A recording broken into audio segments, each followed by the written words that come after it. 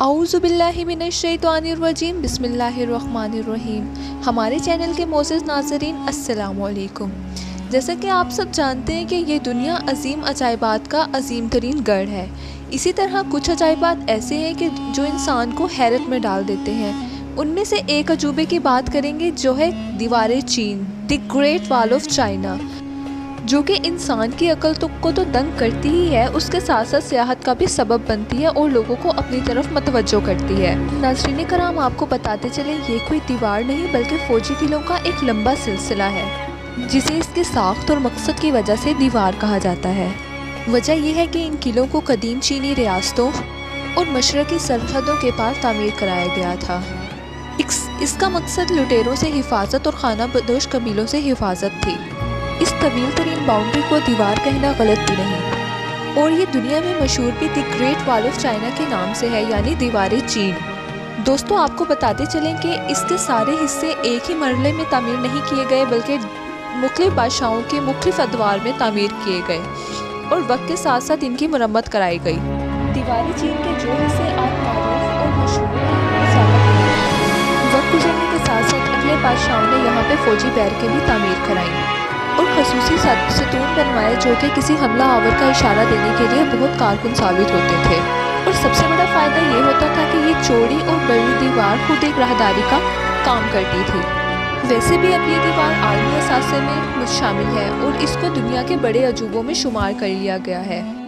Marco polo جیسے بڑے سیاح جب یہاں سے گزرے تو کسی نے اس کا تذکرہ تک نہیں کیا، حتیٰ کہ جو مسافر چین سے گزرے انہوں نے بھی اس کا تذکرہ نہیں کیا۔ اس حوالے میں ایک نام قابل ذکر ہے جو ہے ابن بطوطہ، جو کہ ایک عظیم ترین سیاح تھا۔ وہ جب چین پہنچا تو اس نے دیوار چین کے بارے میں باقاعدہ لوگوں سے پوچھا۔ ابن بطوطہ لکھتا ہے کہ اس نے ایسا کوئی شخص نہیں دیکھا جس نے دیوار چین دیکھی ہو یا اس کو تعمیر ہوتے دیکھا ہو۔ حتیٰ کہ ابن بطوطہ لکھتا ہے کہ وہ کسی ایسے شخص کو بھی نہیں جانتا تھا جس نے دیوار چین کو دیکھا ہو۔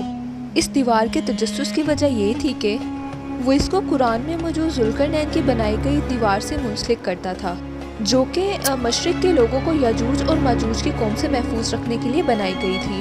16ویں صدی کے شروع میں جب یورپی بحری جہاز کے ذریعے چین میں پہنچے، تبھی چین میں دیوار چین کے متعلق تحریری ثبوت ملتے ہیں۔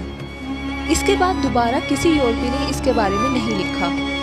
2 جنگوں میں شکست کھانے کے بعد جب چائنا نے اپنی تجارت اور ملکی حیثیت کو فروغ دینے کے لیے اس دیوار کو سیاحت کے لیے کھولا، تب یہ دیوار دنیا سے نہ چھپ سکی۔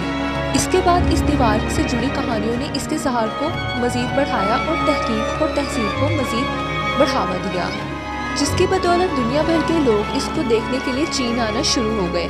ایک اندازے کے مطابق صرف 2013 کے اندر 1,07,00,000 افراد اس عجوبے کو دیکھنے کے لیے چائنا پہنچے۔ اس دیوار کی رینوویشن سے پہلے کہا جاتا ہے کہ یہ دیوار پتھروں اور کٹے کٹے زمین کے ٹکڑوں سے بنائی گئی تھی اور بعد میں اس میں اینٹوں کا بے تحاشا استعمال دیکھا جا سکتا ہے اور اس کو جوڑنے کے لیے چونے جیسی کوئی چیز استعمال کی گئی جو کہ بہت مضبوط ہے۔ بنیادیں پتھروں سے رکھی گئی اور اوپری دیواروں کو اینٹوں سے بنایا گیا۔ یہی وجہ ہے کہ منگ دور حکومت میں اتنی بڑی دیوار بہت ہی تھوڑے کم وقت میں تعمیر کر لی گئی۔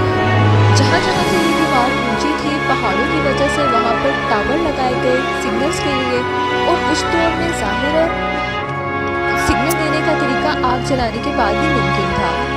یہ سگنل دشمن کی اطلاع دینے یا پھر فوجی دستے کی مدد منگانے کے لیے ہوتے تھے۔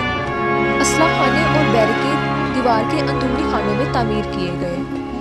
بیجنگ کے درمیان سے دیوار کو بہت اچھی حالت میں رکھا گیا ہے۔ ظاہر ہے یہ دیوار حکومت کو ہر سال بہت اچھے سیاحت سے فائدہ پہنچاتی ہے، جس کی وجہ سے اس کی حفاظت کی جاتی ہے اور اس کی مرمت پر اور ڈیکوریشن پر بہت زیادہ پیسہ خرچ کیا جاتا ہے تاکہ لوگوں کی توجہ کا سبب بنے اور سیاحت کا مرکز بنا رہے۔ یہاں پہ عوامی لوگ اینٹیں چرا کر لے جاتے ہیں یا پھر لوگ راستہ بنانے کے لیے اس دیوار کو توڑ دیتے ہیں۔ تقریباً آدھی سے زیادہ دیوار ضبط ہو چکی ہے۔ اس کی ایک وجہ یہ بھی ہے کہ پرانے زمانے میں یہ دیواریں اینٹیں اور مٹی سے بنائی گئی، جس کی وجہ سے موسمی حالات کی وجہ سے بہت سارا حصہ اس کا زمین میں دھس گیا یا بارشوں کی وجہ سے دھس گیا، جس کی وجہ سے یہ دیوار کسی حد تک کم ہو چکی ہے۔ اور بعض جگہ پہ تو اس طرح ہے کہ اس کی بلندی 16 فٹ سے کم ہو کر صرف 6 فٹ تک رہ گئی ہے۔ بے شمار کتابوں میں یہ دعویٰ کیا گیا ہے کہ دیوار چین آسمان سے نظر آ جاتی ہے۔ اس دعوے کو بہت بار غلط کرنے کی کوشش کی گئی ہے۔ یہ دعویٰ بالکل اس طرح سے ہے کہ کوئی کہے کہ اس نے سامنے والوں کو 3 کلومیٹر دور سے دیکھا ہے۔ بہرحال یہ دعویٰ روایتی کہانیوں میں موجود تھا اور ابھی تک چلتا آ رہا ہے۔ ماہرین کا کہنا ہے کہ دیوار چین کو زمین کے حصار میں 100 سے 200 میل خلا سے دیکھا جا سکتا ہے۔ دیوار چین تک جانے کا راستہ بیجنگ سے پڑتا ہے، جو کہ آسان راستہ ہے۔ یہ سیاحت کا ایک عظیم ترین مقام ہے۔